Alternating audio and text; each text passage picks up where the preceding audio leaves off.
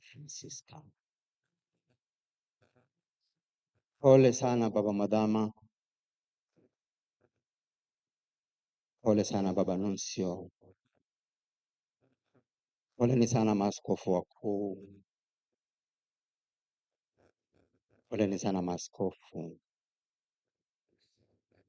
pole sana Mheshimiwa Makamu wa Rais mstaafu,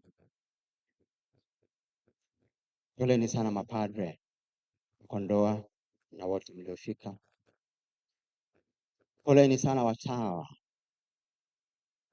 na poleni sana ndugu zangu wote. Raha ya milele umpe e Bwana.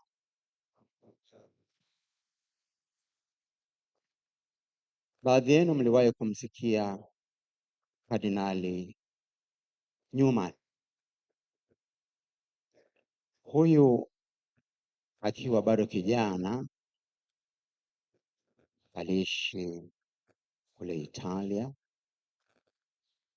na siku moja akiwa anarudi nyumbani Uingereza alikozaliwa,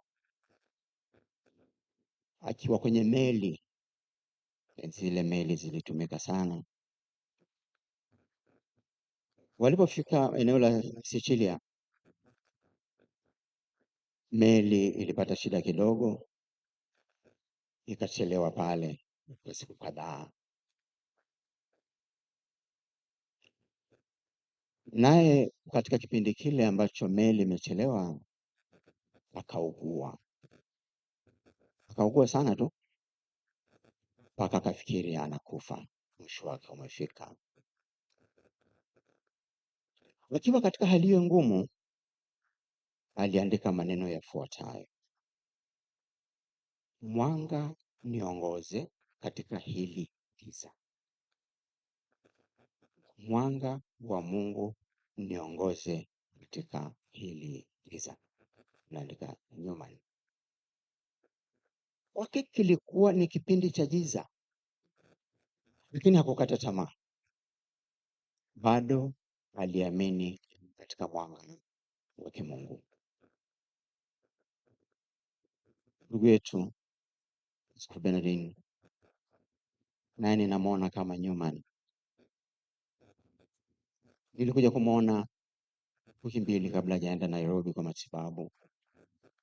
Kaongea mengi, alikuwa bado kitandani, lakini alikuwa mdhaifu sana, lakini alikuwa hajali hali yake. Anasema Mungu yupo baba, Mungu yupo, atanijalia nguvu. Hiyo ndio imani ya huyu baba ilivyokuwa. Lakini pia sisi hapa sasa hivi, na tangu tusikia habari zake, tumekuwa katika hali ya majonzi vile vile, na tupo katika hali ya majonzi. Yote ambayo tumesema tangu tusikie kifo chake yanadhihirisha hilo, kwamba tuko katika majonzi na maumivu. Lakini hali hii haitadumu kwa muda mrefu sana.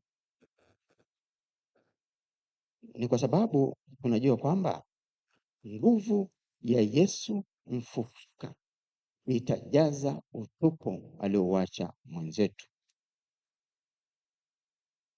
Tunaamini kwamba mwanga wa imani katika Kristo mfufuka, fumbo tuliloadhimisha wiki chache zilizopita wakati wa Pasaka, itajaza mioyo yetu nguvu tena.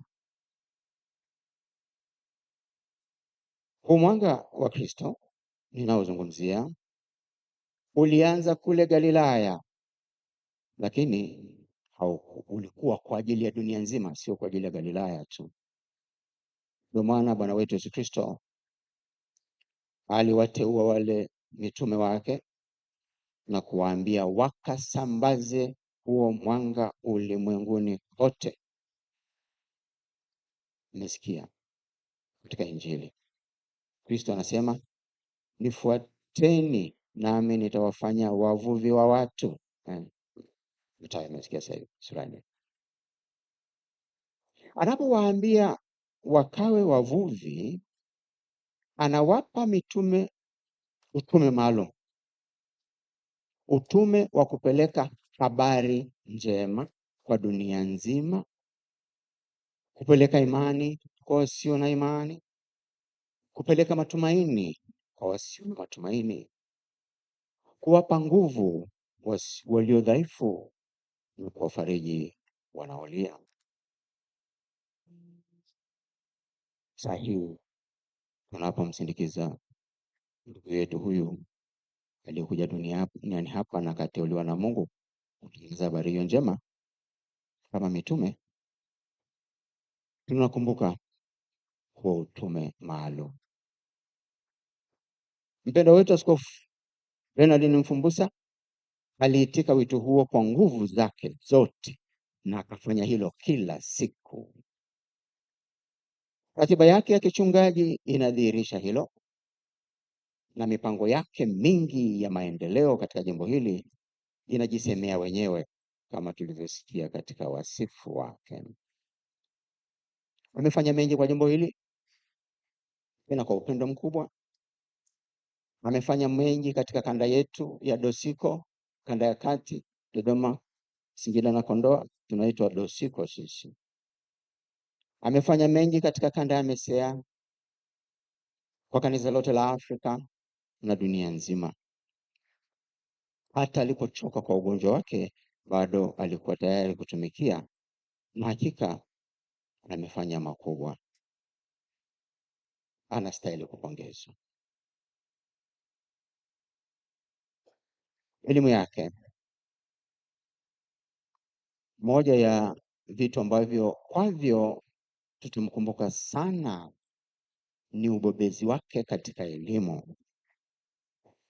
Alikuwa msomi wa hali ya juu sana tu, na hakika leo tunazika kichwa kilichokwenda shule. Usomi wake huo ndio uliosukuma Baraza la Maaskofu kumpa majukumu mbalimbali, ikiwepo la kuajia elimu kule Sauti na maeneo mengine mengi. Na akiwa Sauti alionyesha kuwa yeye sio msomi tu, bali ni mtu mwenye busara nyingi pia. Ndio maana tukachagua ile somo la kwanza la busara. Hapa nifafanue kidogo tu tofauti kati ya busara na elimu.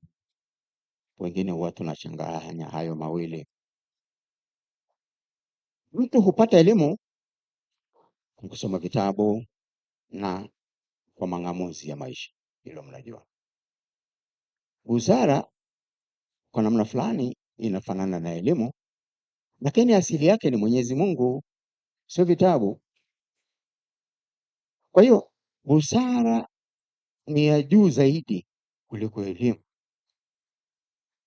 na kwa sababu asili yake ni Mwenyezi, haina hila ndani yake busara hiyo. Mfano, mtu mwenye elimu kubwa au akili kubwa anaweza akatumia uwezo wake huo kutenda mabaya, kama vile kuvuruga jamii, kuvuruga mawazo ya watu. Hili jamaa wanaoshughulika sana na cyber crime. Cyber crime ni ujanja wa kuchukua siri za watu kwenye mitandao na hata kuwaibia watu kwenye mitandao hivyo. Sasa watu wenye akili,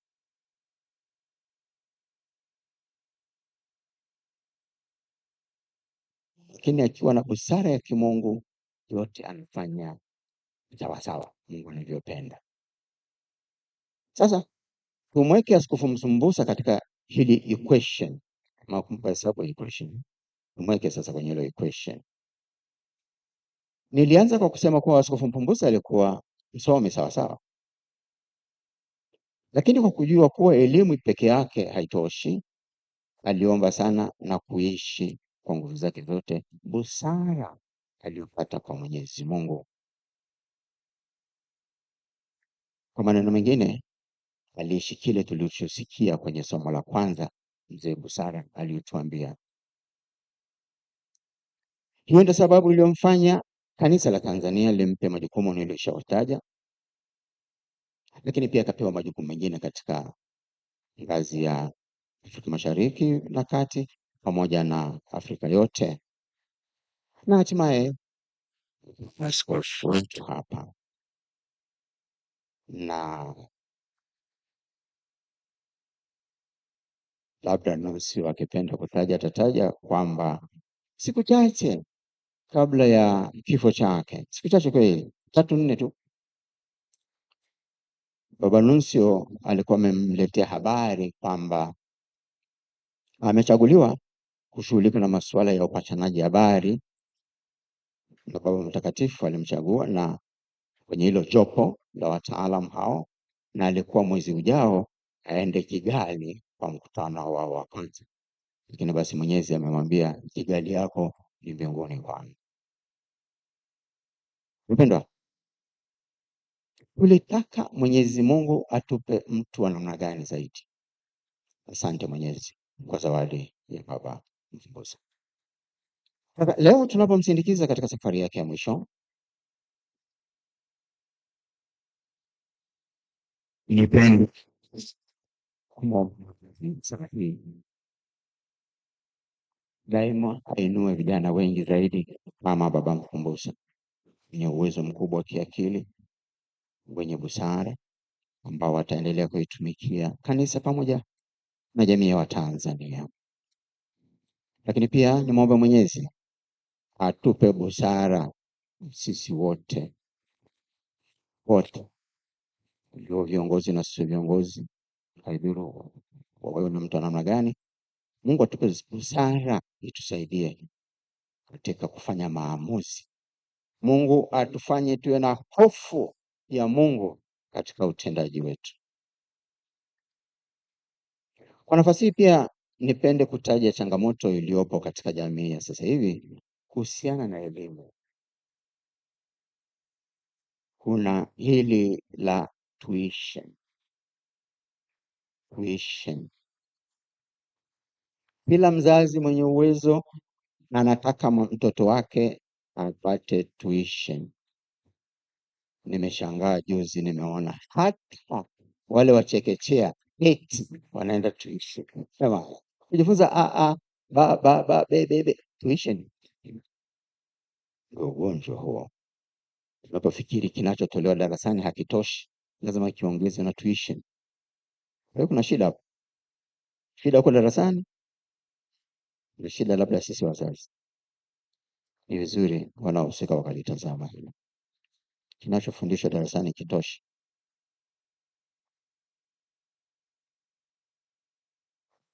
Lingine linalotokana na hilo, sasa wazazi tukishafikiri elimu ndio kila kitu, ndio alfa na omega, ndio kila kitu, hata mtoto anapotakiwa aende mafundisho kujiandaa kwa komunyo ya kwanza na kipaimara, baadhi ya wazazi wanaona mtoto anapoteza muda, aende tuition, asiende kanisani kupata mafundisho. Lipo hilo. Mashahidi zangu ni maporoko na mababu na wale wakatekista wanaofundisha watoto. Kwa hiyo naomba niombe wazazi wote sasa rasmi kabisa kama mzee, naombeni wakati wa masomo ya kawaida mtoto aende shule na asome kwa nguvu zote, lakini inapokuja masuala ya kwenda kujifunza dini aende na wenzake. Na linalofanana ni hilo ni wale wachache, wazazi wachache ambao kwa sababu ya vijisenti vyao hawataki watoto wao wakachanganyike na watoto wengine kwenye mafundisho. Mtoto wangu hawezi kwenda huko. Baba mmoja alikuja na gari akamchukua mtoto kabisa, akiona wazazi wanajifunza mafundisho. Si vizuri wazazi. Niseme nini tena kuhusu baba huyo? Mmesikia eneo lake la ubobezi ni teknohama au tehama. Mmesikia katika wasifu. Hiki ni kifupi cha teknolojia ya habari na mawasiliano, kwa Kiingereza wanaita ICT, Information and Communication Technology. Hii ni dhana pana sana inayojumlisha matumizi ya kompyuta, vifaa vya mawasiliano kama simu na mitandao na hivyo, na mfumo wa kidijitali, kuhifadhi, kuchakata, kusambaza taarifa hivyo. Lakini pamoja na kuwa baba huyu alikuwa mbobezi katika hilo, alikuwa mwangalifu sana sana, kwa sababu hili eneo, ndugu zangu, na hasa vijana mnisikilize vizuri, linaweza likasaidia sana, lakini linaweza likapotosha sana sana. Naposema ni sana sana tu, nichukue mfano wa AI, artificial intelligence, au kwa Kiswahili inaitwaje? Akili memba. Wote mnajua, mnaona hii mambo haya. Akili memba hiyo, visimu vyenu inayo. Na kifupi ni kwamba wataalamu walipogundua hizi mashine hizo zinazotumia hiyo artificial intelligence, walituambia kwamba zinasaidia katika kila kitu, kwamba zinafikiri kama mwanadamu. Si kweli, si kweli. Hizi programs hizi, kama ukichukua kwa mfano nyinyi mnaotumia ChatGPT, mtatambua kwamba kinachofanyika ni kwamba hizi program zina uwezo mkubwa sana wa kutafuta taarifa nyingi kwenye mtandao kwa haraka sana. Ukichapa neno fulani ukaiambia itafute, inaweza ikapitia text zaidi ya trilioni 13 kwa muda mfupi sana, mfupi kabisa, na ikakupa, na mara nyingi inapitia kwenye internet, taarifa ambazo ziko kwenye internet, alafu inakupa nini? Jibu la karibu na swali lilouliza. Underline that. Inakupa jibu la karibu la swali ulilouliza, baada ya kupitia kwenye maandishi yote yaliyowahi kuandikwa kuhusu ulichouliza. Kwa hiyo haifikiri, inatafuta mlani aliwahi kuandika nini huko. Kwa upande mmoja linasaidia sana sana tu. Kwa upande wa mahesabu, kwa mfano, ikikupa jibu uwe na uhakika liko sahihi kwa kiasi kikubwa. Na pia linasaidia ukiambia ikutafutie text katika Biblia zinazofanana, itakupa kwa haraka sana. Na pia inasaidia sana katika mambo ya operations za siku hizi ambazo hawatufungui tena tumbo au kifua. Kwenye telemedicine iko vizuri sana. Lakini ndugu zangu, nirudie, katika masuala ya kiimani, ya ethics na moral na nini, usitegemea hii mashine, kwa sababu haina morality.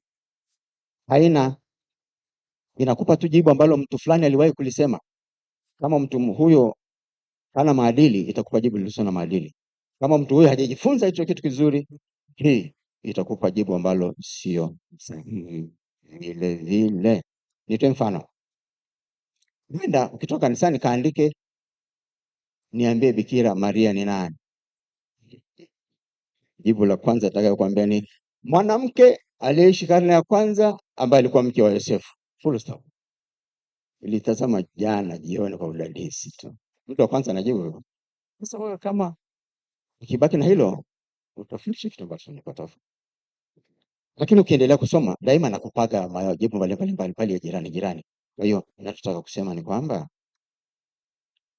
haitoi daima mafundisho sahihi ya kanisa Katoliki. Nasema daima, wakati mwingine najaribu, wakati mwingine sisi. Kwa hiyo basi, naongea na nyinyi mapadri vijana mnaotafutaga mahubiri kwenye AI. Yasome, lakini usiyakopi yalivyo ukatuletea. Tutufundisha heresi. Pitisha hekima ya kimungu na Roho Mtakatifu akusaidie. Uweke na teolojia uliojifunza, ndio mahubiri. Na pia vijana wote mnaosoma huko kwenye mtandao huo, mjue wengine nilikuta wanagombana, nimesoma kwenye internet bwana, kwenye AI iko hivyo. Sio majibu yote ni sahihi. Kwa maana nilisema hapa kwa ajili ya kuwaweka vijana wote na ndugu zangu wote vizuri. Nimalize kwa lile somo la pili ambalo tumesikia kuhusu jumuiya ya kwanza, ambayo iliishi kwa umoja, kwa kupendana, kwa kushirikiana. Kwa hiyo mapadri wa Kondoa, Mwenyezi amemchukua kiongozi wetu.